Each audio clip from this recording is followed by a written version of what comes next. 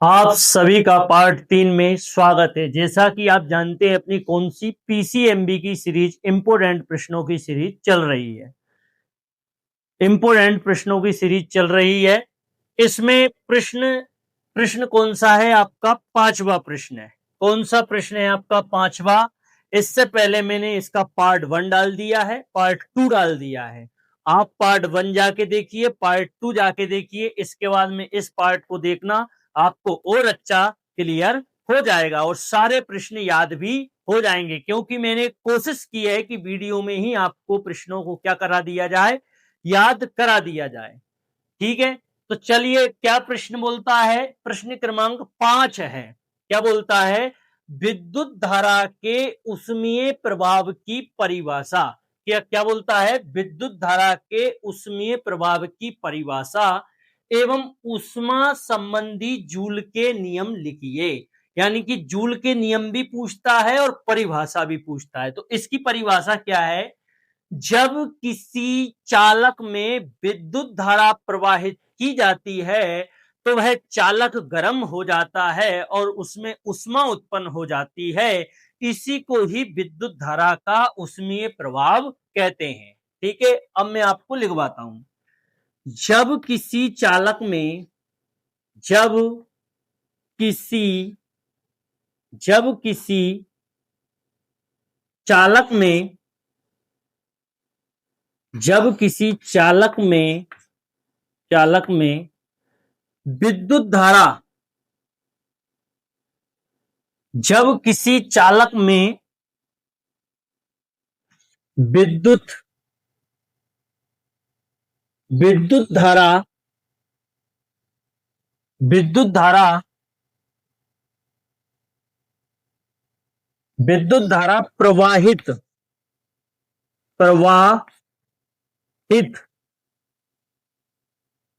जब किसी चालक में विद्युत धारा प्रवाहित की जाती है की जाती है प्रवाहित की जाती है जब किसी चालक में विद्युत धारा प्रवाहित की जाती है तो वह चालक गरम गरम हो जाता है। जब किसी चालक में विद्युत धारा प्रवाहित की जाती है तो वह चालक गर्म हो जाता है और उसमें ऊष्मा उत्पन्न हो जाती है और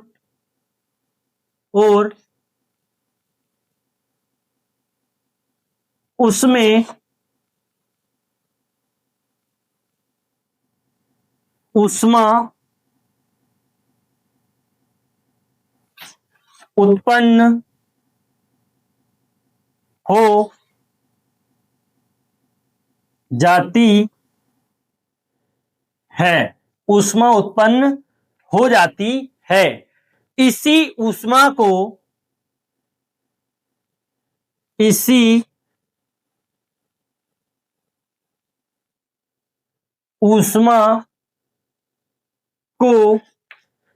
ऊष्मा को जब किसी चालक में विद्युत धारा प्रवाहित की जाती है तो वह चालक गर्म हो जाता है और उसमें ऊष्मा उत्पन्न हो जाती है। इसी ऊष्मा को विद्युत विद्युत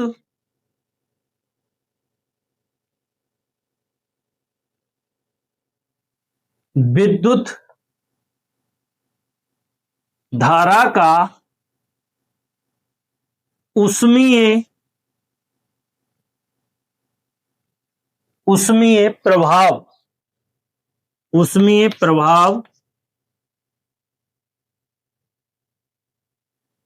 कहते हैं। तो एक बार मैं आपको और समझा देता हूं क्या है एडिंग। विद्युत धारा की ऊष्मीय प्रभाव की परिभाषा। जब किसी चालक में विद्युत धारा प्रवाहित की जाती है तो चालक गर्म हो जाता है और उसमें ऊष्मा उत्पन्न हो जाती है। इसी को ही विद्युत धारा का ऊष्मीय प्रभाव कहते हैं। अब मैं इसे पहले रब करूंगा, इसके बाद अब चलते हैं अपन ऊष्मा संबंधी जूल के नियम। देखिए, जूल ने ऊष्मा को प्रवाहित मतलब ऊष्मा को दर्शाने के लिए या ऊष्मा को समझाने के लिए 3 नियम प्रतिपादित किए हैं। जूल ने ऊष्मा को या ऊष्मीय प्रभाव को समझाने के लिए क्या किया है, 3 नियम प्रतिपादित किए हैं। 1 बाय 1 मैं आपको बताता हूं। चलिए, सबसे पहले क्या लिखोगे, जूल के नियम निम्नलिखित हैं। सबसे पहले आप ये लिखना कि आप सबसे पहले क्या लिखोगे, जूल जूल के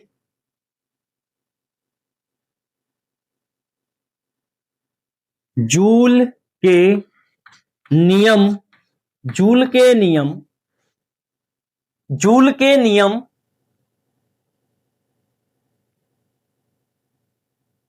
निम्न है। जूल के नियम निम्न है। मैं अब पहला नियम लिखते हैं, प्रथम नियम है ना।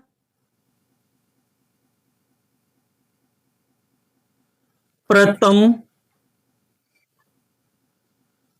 नियम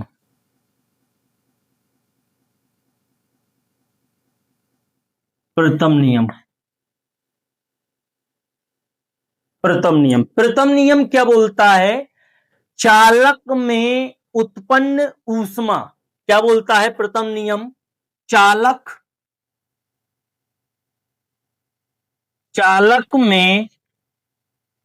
में उत्पन्न ऊष्मा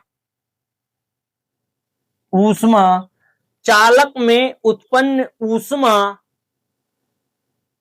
उसमें प्रवाहित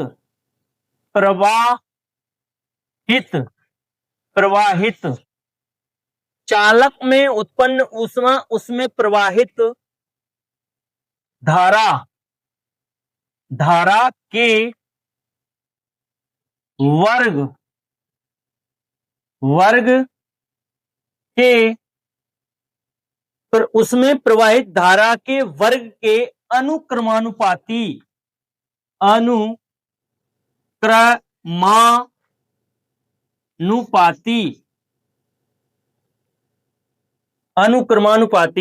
चालक में उत्पन्न ऊष्मा उसमें प्रवाहित धारा के वर्ग के अनुक्रमानुपाती होती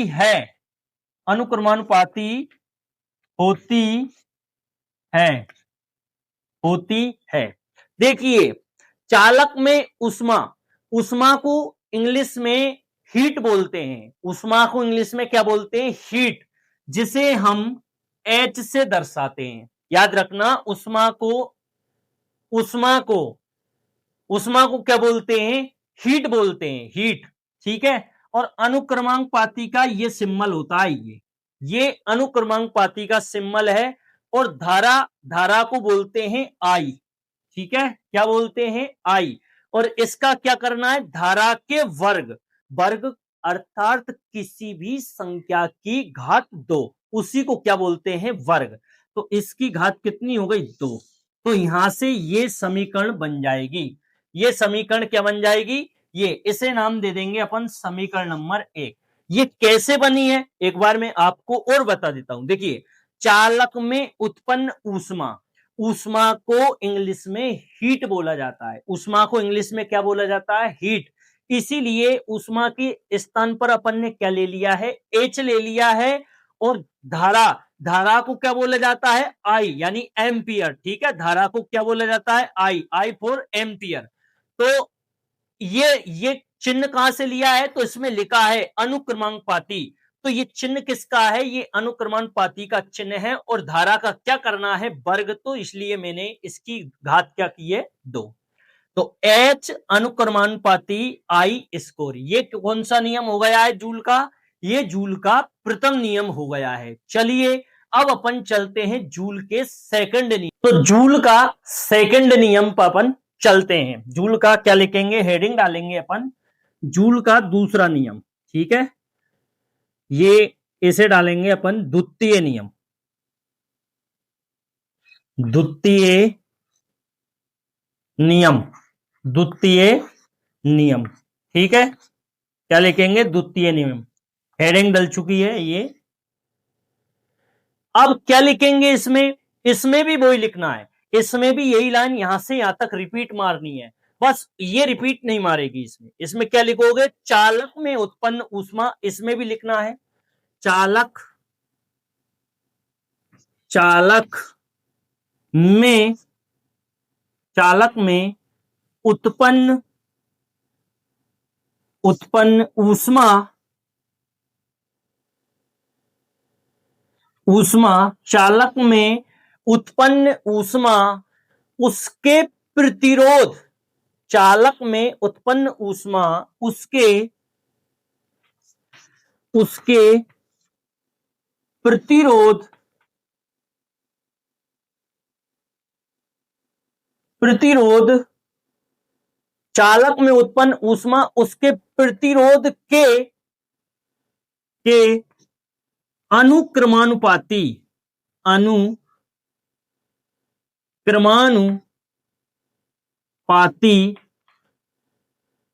अनुक्रमानुपाती होती है, अनुक्रमानुपाती होती, होती है, होती है।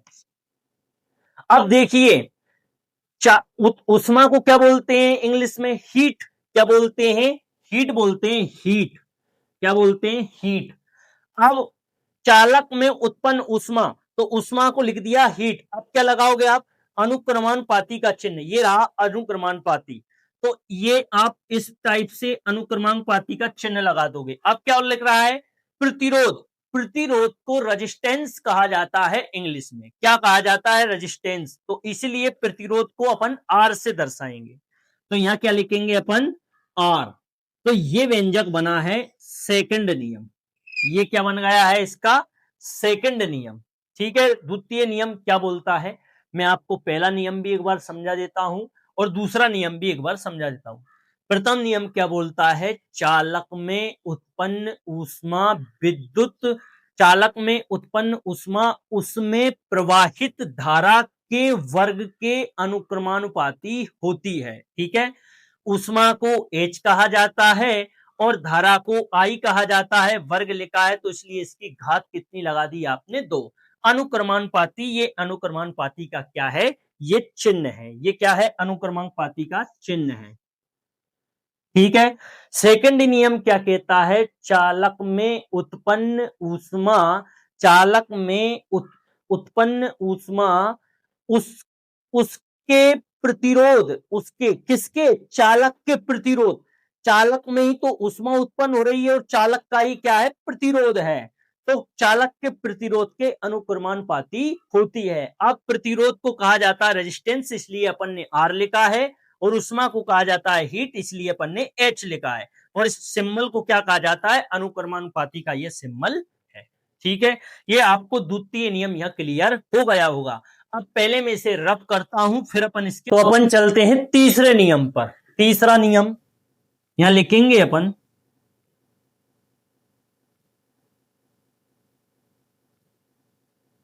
तृतीय नियम। क्या लिखोगे आप? तृतीय नियम, ठीक है। क्या लिखोगे? तृतीय नियम। इसे अंडरलाइन कर दोगे आप। अब ये तीसरा नियम या थर्ड नियम क्या बोलता है? तो ये बोलता है चालक में उत्पन्न ऊष्मा, क्या लिखोगे आप? चालक में, चालक में, चालक में उत्पन्न, उत्पन्न ऊष्मा, ऊष्मा, चालक में उत्पन्न ऊष्मा, चालक में उत्पन्न ऊष्मा उसमें प्रवाहित, चालक में उत्पन्न ऊष्मा उसमें, उसमें प्रवाहित, उसमें प्रवाहित, उसमें प्रवाहित धारा, धारा के समय के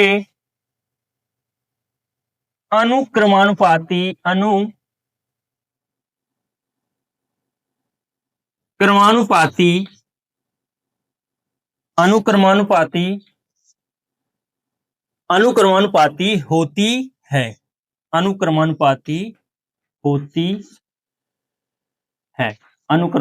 होती। ये इसका थर्ड नियम है ना, थर्ड लो, इसका जूल का थर्ड लो। चालक में उत्पन्न उष्मा, अब देखिए उष्मा, चालक में उत्पन्न उष्मा, उष्मा क्या है आपकी, उष्मा को आप लिखते हो हीट, क्या लिखते हो आप, हीट, क्या लिखते हो, हीट, उष्मा को लिखते हैं हीट। उसमें प्रवाहित धारा के समय, समय को क्या लिखते हो आप, टी, तो अपन ने टी लिख दिया, और अनुक्रमानुपाती का ये सिंबल है, तो ये सिंबल बना दिया, ठीक है। ये किसका है, ये अनुक्रमानुपाती का सिंबल है, ठीक है, इसे अनुक्रमानुपाती बोलते हैं। तो ये है इसका कौन सा नियम, थर्ड नियम। अब तीनों नियमों को अपन क्या करते हैं, जोड़ देते हैं, ठीक है, तीनों नियमों को क्या कर लेते हैं अपन, जोड़ लेते हैं। तो आप लिखोगे तीनों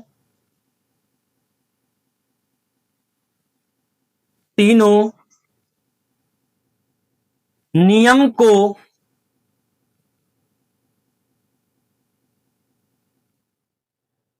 जोड़ने पर, ठीक है, तीनों नियम को जोड़ने पर।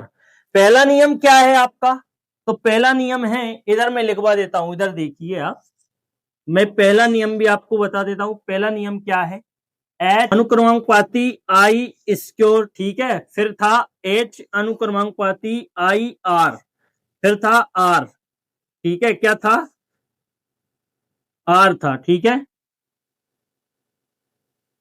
पहला था एच अनुक्रमांकपाती आई स्क्वायर, दूसरा था एच अनुक्रमांकपाती आर, और तीसरा है एच अनुक्रमांकपाती टी, ठीक है। ये तीन नियम थे अपने, है ना।